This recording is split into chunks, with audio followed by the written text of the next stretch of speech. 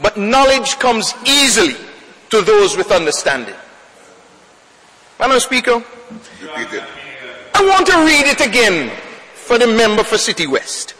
A mocker seeks wisdom and never finds it. 14 verse 6. But knowledge comes easily to those with understanding. So, Madam Speaker, we on this side this evening are going to give the member from City West and the colleagues on the other side some understanding of how projects and how our involvement in Cricket World Cup is. Madam Speaker, there's so many issues that he brought up in his presentation, of rambling, of all sorts of things that, as a politician, it's very hard not to get into the politics right away. But my role is to talk very quickly about World Cup Antigua and its involvement, and where our involvement started in Cricket World Cup 2007. And Madam Speaker, the commitment to become involved in Cricket World Cup predated the United Progressive Party. During the Antigua Labour Party administration time, I travelled as part of a team, paid my own way, they wouldn't fund me, to go to St. Lucia as part of a working group to make our commitment. During that time, Madam Speaker, what was being negotiated was a document called the Host Venue Agreement. And that Host Venue Agreement is a document that outlined and guided our involvement in Cricket World Cup 2007. Madam Speaker, as a result of us signing that Host Venue Agreement, which each territory had to sign, certain commitments were made. Not unique to the Antigua government, but to the Barbados government, Jamaica, everybody who was hosting had to sign a Host Venue Agreement. And in that agreement, certain commitments were made. So one of those commitments was that a local organizing committee needed to be formed. World Cup Antigua was incorporated as a limited liability company on April 20th of 2004, in accordance with the laws of Antigua and Barbuda, and commenced operation on September 15th, 2004. Its principal activity is to act, or is still in force, is to act as the local organizing body in Antigua and Barbuda, providing services in relation to the hosting, staging, and organizing of matches and functions of Cricket World Cup 2007 and in 2007 in Antigua. And the important part here, Madam Speaker, under the terms of the Host Venue Agreement, and that Host Venue Agreement is between the ICC Cricket World Cup 2007 and World Cup Antigua, and the host, which is ICC and West Indies Cricket Board. What I'm trying to lay out, Madam Speaker, is the map which guided our involvement. It wasn't the UPP administration decided, these are things that you need. We all were part of an agreement. Signed in 2000, but by the time we signed it, it was 2004, 2005, right? Where we made an agreement to participate, like other countries in the Caribbean, in this world event called World Cup 2007. And we had to fulfill our obligations under the host venue agreement. It wasn't a determination that me as chairman of World Cup, which I became later on, or other people, to do things on their own. So I want the general public to understand that we were fulfilling a mandate signed in contract back in 2004, 2005. Madam Speaker, in 2004, the government of Antigua and Barbuda had to give her a guarantee of $4 million to start World Cup Antigua, which was done. In March 22nd, 2005, the government of Antigua and Barbuda transferred 77.83 acres of land to World Cup Antigua, which later became, or has been known now, as the site.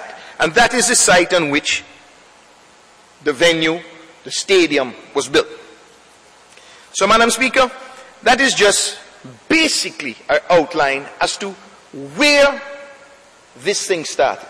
So that as we move forward, we were guided by our commitment to Cricket World Cup. One of those commitments was that we had to provide a stadium. And other members would deal with how the stadium construction and that sort of stuff. But that was done.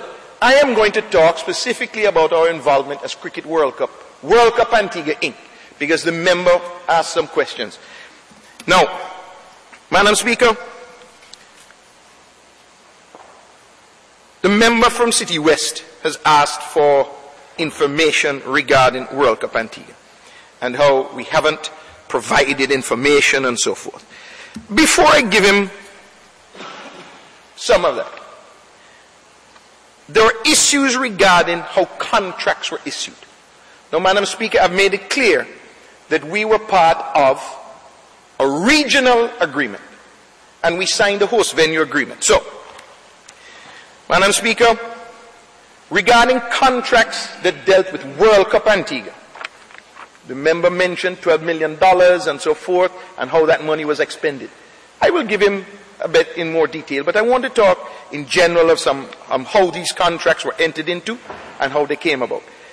These contracts were generally in two categories. The first category of contracts related to the preparation of the Sir Vivian Richards Cricket Ground for Cricket World Cup 2007 in accordance with our obligations of the host venue agreement and other stipulations set down by ICC and Cricket World Cup.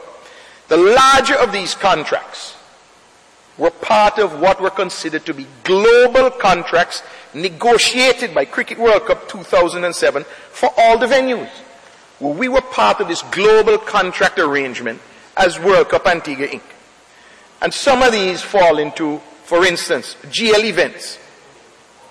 GL Events, a French company contracted to provide temporary facilities at the host venues to include seating, tents, equipment. The total cost of World Cup Antigua was $11 million US. That's where they're talking about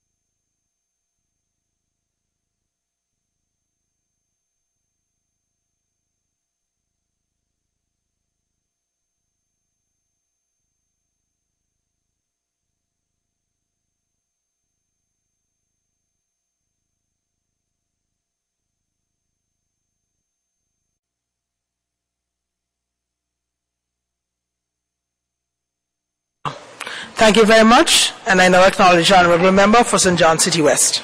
Thank you very much, Madam Speaker.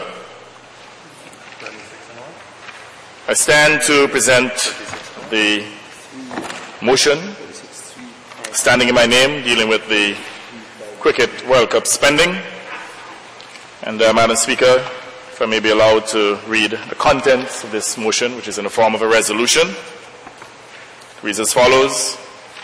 Whereas transparency, accountability, and the maintenance of good ethical standards are prerequisites to good governance, and whereas the UPP's campaign pledge to the nation to right all the wrongs and to promote and maintain transparent and accountable governance, recognizing that a lack of transparency and accountability would result in entrenched corruption in the public sector, contrary to the ethical standards expected of a truly transparent and accountable government, and would give rise to socio-economic and political corruption, including widespread discrimination, poverty, distortion of competition, institutionalized nepotism, corrupt public contracting, and organized special interests, extortion of state resources. And whereas corruption is a function of weak government, and that corruption increases poverty levels in absolute terms, has a negative impact on investments, trade, economic growth, human development, safety, and security. And whereas the UPP government's refusal to make available